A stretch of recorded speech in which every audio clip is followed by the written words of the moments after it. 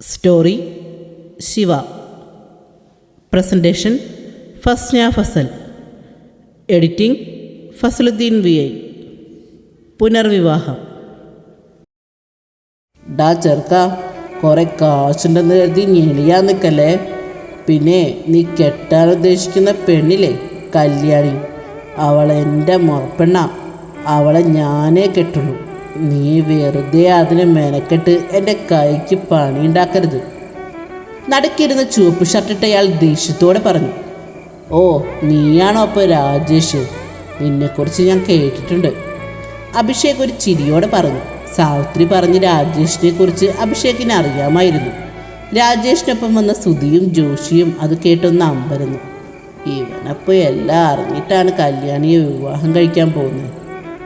നീ എന്നെക്കുറിച്ച് എന്തൊക്കെ കേട്ടിട്ടുണ്ട് എന്ന് എനിക്കറിയില്ല. പക്ഷെ നീ കെട്ടാൻ പോകുന്ന പെണ്ണുണ്ടല്ലോ, അവൾ വയസ്സറിയിച്ച കാലം തൊട്ട് ഞാൻ വെച്ചുകൊണ്ടിരിക്കുന്ന. വെറുതെ എൻ്റെ എച്ചിൽ തിന്നണോ നിനക്ക്? രാജേഷിൻ്റെ ചോദ്യം കേട്ട് അഭിഷേക് പൊട്ടിച്ചിരിച്ചു. അത് കണ്ട് രാജേഷ് ഒന്നും പകരാതിരുന്നില്ല. മോനെ രാജേഷേ, നീ ഇതുപോലെ പല നമ്പറും ഇറക്കിക്കൊണ്ട് വരുമെന്ന് ഞാൻ നേരത്തെ കണക്കൂട്ടി വെച്ചതാ. ഇതൊന്നും എൻ്റെ അടുത്ത് വിലപ്പോയില്ല. എന്തു നടന്നാലും ശരി, അവളുടെ കഴുത്തിൽ ഞാൻ തന്നെ താലി കെട്ടും. പറഞ്ഞുകൊണ്ട് അഭിഷേക് കസേരയിൽ നിന്നും എഴുന്നേറ്റു. രാജേഷും ജോഷിയും സുധിയും അത് കണ്ടതും എഴുന്നേറ്റു. രാജേഷിൻ്റെ മുഖം ദേഷ്യം കൊണ്ട് വരിഞ്ഞു മുറുകിയിരുന്നു. രാജേഷേ, നിൻ്റെ അവസ്ഥ എനിക്ക് മനസ്സിലാവും. നീ അവളെ ഒരുപാട് ആഗ്രഹിച്ചതാണെന്നും എനിക്കറിയാം. അതുകൊണ്ട് വേണേ നിനക്ക് ഞാനൊരു ഫേവർ ചെയ്യാം. എൻ്റെ ആവശ്യം കഴിഞ്ഞ് മടുക്കുമ്പോൾ നിനക്ക് ഞാൻ അവളെ അങ്ങ് തന്നേക്കാം. നീ കെട്ടിക്കൂടെ പൊറപ്പിച്ചോ? അഭിഷേക് പറഞ്ഞു നിർത്തിയതും രാജേഷ് ദേഷ്യത്തോടെ അവൻ്റെ അടുത്തേക്ക് പാഞ്ഞു ചെന്ന് അവൻ്റെ കഴുത്തിന് കുത്തിപ്പിടിച്ച് ഭിത്തിയിലേക്ക് ചേർത്ത് നിർത്തി. എന്തു പറഞ്ഞടാ ചെറ്റേ, രാജേഷ് അലറി. അഭിഷേക് അപ്പോഴും ചിരിക്കാനുണ്ടായത്. സുധിയും ജോഷിയും ഓടി ചെന്ന് രാജേഷിൻ്റെ കൈ പിടിച്ചു മാറ്റി. ഡാ വിട, ഇവൻ പറഞ്ഞത് കേട്ടില്ലേ? ഇന്നീ നാറിയെ ഞാൻ കൊല്ലും. രാജേഷ് വീണ്ടും മുന്നോട്ടാഞ്ഞെങ്കിലും സുധിയും ജോഷിയും അവനെ തടഞ്ഞു നിർത്തി. എന്ത് ഭ്രാന്താ നീ കാണിക്കുന്നേ? ഇത് ഇവൻ്റെ ഓഫീസാ, ഇവിടെ ക്യാമറയുണ്ട്. അവൻ എന്തെങ്കിലും സംഭവിച്ചാൽ നമ്മൾ 3 പേരും കുടുങ്ങും. ജോഷി പറഞ്ഞു. കണ്ടോ, കൂട്ടുകാരന് ബുദ്ധിയുണ്ട്. അഭിഷേക് ചിരിച്ചുകൊണ്ട് ജീൻസിൻ്റെ പോക്കറ്റിൽ നിന്നും ഒരു സിഗരറ്റ് പാക്കറ്റ് എടുത്തു. നീ ഒന്ന് അടങ്ങ് രാജേഷേ, ഇവനുള്ള പണി നമുക്ക് കൊടുക്കാന്നേ. രാജേഷിനെ തണുപ്പിക്കാനെന്നോണം സുധി പറഞ്ഞു. അഭിഷേക് സിഗരറ്റ് ഒരെണ്ണം പാക്കറ്റിൽ നിന്നെടുത്ത് ചുണ്ടിൽ വച്ച് തീ കൊളുത്തി. രാജേഷ് ദേഷ്യത്തിൽ അവനെ നോക്കി നിൽക്കാണ്. ഞാൻ പറഞ്ഞതൊക്കെ നീ വേണേ അവിടെ ചെന്ന് പറഞ്ഞ് കല്യാണം മുടക്കാനൊന്ന് ശ്രമിച്ചു നോക്ക്. ചിലപ്പോൾ മുടങ്ങിയാലോ? ഒരു പരിഹാസച്ചിരിയോടെ പറയുന്നതിനൊപ്പം അഭിഷേക് സിഗരറ്റ് പുക വായുവിലേക്ക് ഊതിവിട്ടു. രാജേഷ് ദേഷ്യത്തിൽ ടേബിളിൽ ഒന്നിടിച്ചു. അവിടെ നടന്ന ശബ്ദം കേട്ടിട്ടാവണം പ്യൂൺ രമേശൻ അവിടേക്ക് ഓടി വന്നു. നല്ല തടിമിടുക്കുള്ള ആളാണ് രമേശൻ, പൊക്കത്തിനൊത്ത ശരീരപ്രകൃതിയുള്ള ആൾ. രാജേഷിനെയും സുധിയെയും ജോഷിയെയും ഒന്ന് നോക്കിയ ശേഷം രമേശൻ അഭിഷേകിനോടായി ചോദിച്ചു. ഒന്നുമില്ല രമേശ, നീ പൊയ്ക്കോ, ഞങ്ങളോരോ കുടുംബക്കാരുമൊക്കെ പറഞ്ഞിരിക്കുകയായിരുന്നു.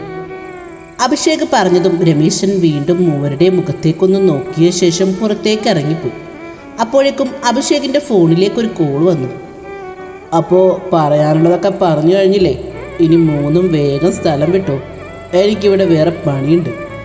ടേബിളിലിരുന്ന് ഫോണെടുത്ത് നോക്കിയ ശേഷം അഭിഷേക് കുറച്ച് ഗൗരവത്തിൽ പറഞ്ഞു. രാജേഷ് ദേഷ്യത്തോടെ കടപ്പല്ല് ഞെരിച്ചു. സുധിയും ജോഷിയും കൂടി ഒരു വിധത്തിൽ അവനെ പിടിച്ചു വലിച്ചുകൊണ്ട് പുറത്തേക്കിറങ്ങി. ഡാ, നീ ഇവിടെ കിടന്ന് ദേഷ്യം കാണിക്കാതെ ഈ കാര്യം ചെന്ന് നിൻ്റെ അമ്മാവനോട് പോയി പറയാൻ നോക്ക്. രാജേഷിൻ്റെ തോളത്ത് കൈവച്ചുകൊണ്ട് സുധി പറഞ്ഞു. എന്നിട്ട് എന്നാത്തിനാ ഇവൻ അവിടെ പോയി ഇത് പറഞ്ഞാൽ കല്യാണം മുടക്കാൻ ഇവൻ പറഞ്ഞുണ്ടാക്കുന്നതാണെന്നല്ലേ അങ്ങേര് കരുതൂ. അവരാരും ഇവനെ വിശ്വസിക്കാൻ പോകുന്നില്ല. അപ്പം പിന്നെ എന്ത് ചെയ്യും? നമുക്ക് ആലോചിച്ച് നോക്കാം, ഒരു വഴി കിട്ടാതിരിക്കില്ല. ജോഷി അതും പറഞ്ഞ് രാജേഷിൻ്റെ മുഖത്തേക്ക് നോക്കി. അവൻ്റെ മുഖം ദേഷ്യം കൊണ്ട് വരിഞ്ഞു മുറുകി തന്നെ ഇരിക്കുകയാണ്. നിങ്ങൾ നോക്കിക്കോ, ഈ കല്യാണം ഞാൻ നടത്തില്ല.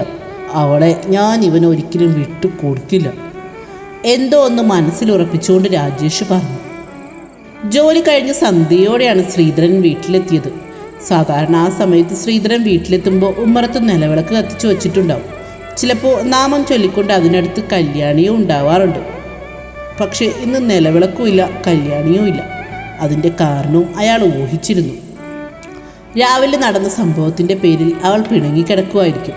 ശ്രീധരൻ ഷർട്ടിൻ്റെ മുകളിലത്തെ 2 ബട്ടൺസ് ഒരു ഷർട്ട് പിടിച്ചൊന്ന് കുടഞ്ഞുകൊണ്ട് ഉമ്മറത്തേക്ക് കയറി. കയറിയ പാടെ തന്നെ സാവിത്രിയെ വിളിക്കുകയും ചെയ്തു. കേട്ട പാടെ തന്നെ സാവിത്രി ഉമ്മറത്തേക്ക് ഓടിയെത്തി. TV കാണുന്നതിനിടയിൽ സാധാരണ ഒരിഷ്ടക്കേടോടെ ആടിത്തൂങ്ങിയാണ് അവർ ഉമ്മറത്തേക്ക് വരാറുണ്ടായിരുന്നത്. പക്ഷേ ഇന്ന് പതിവില്ലാത്തൊരു ഉത്സാഹം അവരുടെ മുഖത്തു തന്നെ പ്രകടമായിരുന്നു. ഇന്നെന്താ ഉമ്മറത്താരും നിലവിളക്ക് വച്ചില്ലേ? സാവിത്രിയെ കണ്ടതും ശ്രീധരൻ ചോദിച്ചു. വെച്ചിരുന്നെങ്കിൽ ഇവിടെ കാണില്ലേ? സാവിത്രി ചുണ്ടൊന്ന് കൂട്ടി. അതെന്താ വക്കാത്ത? അത് നിങ്ങൾ നിങ്ങളുടെ മോളോട് തന്നെ ചോദിക്കും. രാവിലെ കടകടച്ച ആ മുറിക്കകത്ത് കയറിയതാ. പിന്നെ ഈ നേരം വരെ അവൾ പുറത്തേട്ട് ഇറങ്ങിയിട്ടില്ല. ഒരു വക കഴിച്ചിട്ടുമില്ല, സാവിത്രി പറഞ്ഞു. അവൾക്ക് പറ്റിയില്ലെങ്കിൽ നിനക്ക് വച്ചൂടായിരുന്നു. അവൾ കത്തിച്ചാൽ മാത്രമേ ഇവിടെ വിളക്ക് കത്തുന്നൊന്നുമില്ലല്ലോ. ദേഷ്യത്തിൽ ശ്രീധരൻ്റെ നെറ്റി ചുളിഞ്ഞു. അപ്പം പിന്നെ ഈ വീട്ടിലെ പണിയൊക്കെ ആര് ചെയ്യും? മനുഷ്യൻ രാവിലെ തുടങ്ങിയ പണിയാ ഇപ്പോഴാ ഒന്ന് നടു നിവർത്തിയ, അറിയോ? സാവിത്രി തളർച്ച അഭിനയിച്ചുകൊണ്ട് പറഞ്ഞു. ശ്രീധരൻ ഒന്ന് ഇരുത്തി മൂടി. പിന്നെ ഇവളുടെ ആ കൂട്ടുകാരില്ലേ രാഖി, അവൾ ഇന്ന് ഇവിടെ വന്നിട്ടുണ്ടായിരുന്നു. രണ്ടും കൂടി കഥ കടച്ചിരുന്ന് കുറച്ചു നേരം എന്തൊക്കെയോ കുശുകുശുക്കുന്ന കേട്ടു. അവൾ എന്തെങ്കിലും കുരുത്തക്കേട് ഇവളോട് പറഞ്ഞു കൊടുത്തിട്ടുണ്ടോയെന്നറിയില്ല. എന്തായാലും അതിനുശേഷം ഞാൻ ചെന്ന് വിളിച്ചിട്ടും കഥക് തുറക്കാതെ ആ മുറിക്കകത്ത് തന്നെ ചടഞ്ഞുകൂടി ഇരിപ്പാ നിങ്ങളുടെ മോള്. പിന്നെ ഞാനിന്ന് ആ ചെറുക്കനെ വിളിച്ചിരുന്നു. ശ്രീധരൻ സാവിത്രിയുടെ മുഖത്തേക്ക് നോക്കിക്കൊണ്ട് കാലുകൾ അരഭിത്തിയിലേക്ക് വെച്ചു. എന്നിട്ട് ഒന്നും അറിയാത്ത ഭാവത്തിൽ സാവിത്രി ചോദിച്ചു. ശ്രീധരൻ വിളിച്ചതും സംസാരിച്ചതും ഒക്കെ അഭിഷേക് അന്നേരം തന്നെ സാവിത്രിയെ വിളിച്ച് അറിയിച്ചിരുന്നു.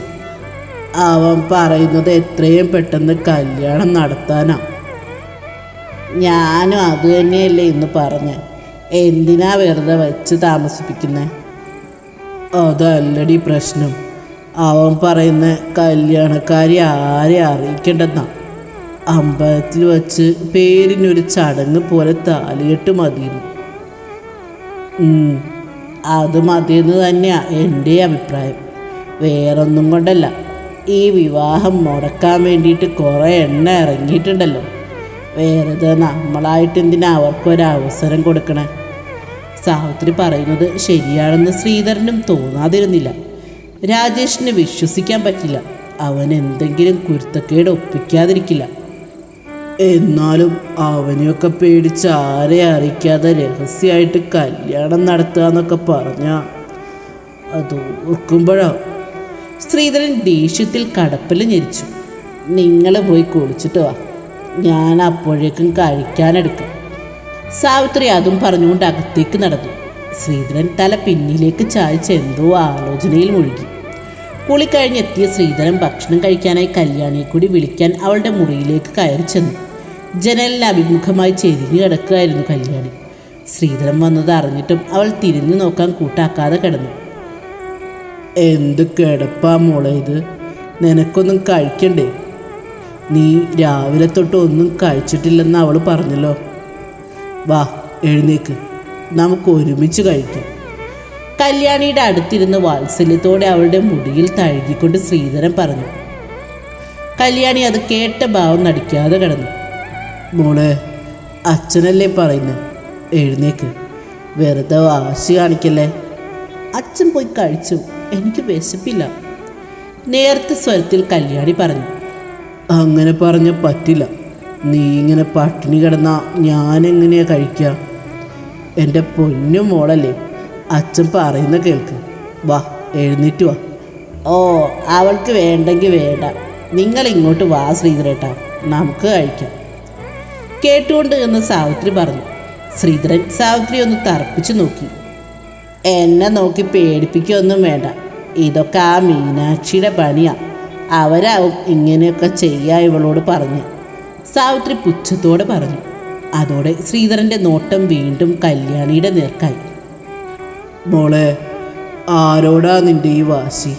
ഈ കാലം അത്രയും അച്ഛൻ നിന്നെ പൊന്നു പോലെയല്ലേ നോക്കിയേ? നിനക്ക് വേണ്ടിയല്ലേ ഞാനീ കിടന്ന് കഷ്ടപ്പെടുന്നു. എന്നിട്ടും അച്ഛനൊരു കാര്യം പറഞ്ഞപ്പോൾ മോൾക്കത് അനുസരിക്കാൻ വയ്യല്ലേ? പിന്നെ നിൻ്റെ നല്ലതിനല്ലാത്ത എന്തെങ്കിലും അച്ഛൻ ചെയ്യുമെന്ന് നിനക്ക് തോന്നുന്നുണ്ടോ? കല്യാണിയെ സമാധാനിപ്പിക്കാനായി ശ്രീധരൻ ഓരോന്ന് പറഞ്ഞു നോക്കുകയാണ്. എൻ്റെ മനുഷ്യ, നിങ്ങൾ ഓരോന്ന് പറഞ്ഞ് വെറുതെ തൊണ്ടയിലെ വെള്ളം പറ്റിക്കണ്ട. അവളുടെ തലയിലിപ്പോൾ അതൊന്നും കയറത്തില്ല. അവൾക്ക് ആ മീനാക്ഷി പറയുന്ന ആ വേദവാക്യം. സാവിത്രി പറഞ്ഞത് കേട്ടതും ശ്രീധരൻ ദേഷ്യത്തോടെ കട്ടിലിൽ നിന്നും എഴുന്നേറ്റു. ഡീ, നീ എഴുന്നേക്കുന്നുണ്ടോ? വന്നു വല്ലതും കഴിക്കാൻ നോക്ക്. ശ്രീധരൻ്റെ സ്വരം പെട്ടെന്ന് കടുത്തു. എനിക്ക് വേണ്ടെന്ന് പറഞ്ഞില്ലേ? കല്യാണി തീർത്തു പറഞ്ഞു. ഓഹോ, നീ ഇങ്ങനെ വാശി കാണിച്ച് എത്ര ദിവസം പട്ടിണി എടുക്കുമെന്ന് എനിക്കൊന്ന് കാണണം. കല്യാണിയെ നോക്കി ദേഷ്യത്തോടെ പറഞ്ഞുകൊണ്ട് ശ്രീധരൻ മുറി വിട്ട് പുറത്തേക്കിറങ്ങി. അച്ഛൻ പോകുന്നത് നോക്കി കല്യാണി കിടന്നിടത്ത് തന്നെ കിടന്നു. അവളുടെ ഉള്ളിലും ഒരുതരം വാശി തന്നെയായിരുന്നു. അച്ഛനോടുള്ള വാശി, ഈ വിവാഹം നടത്താതിരിക്കാനുള്ള വാശി. തുടരും.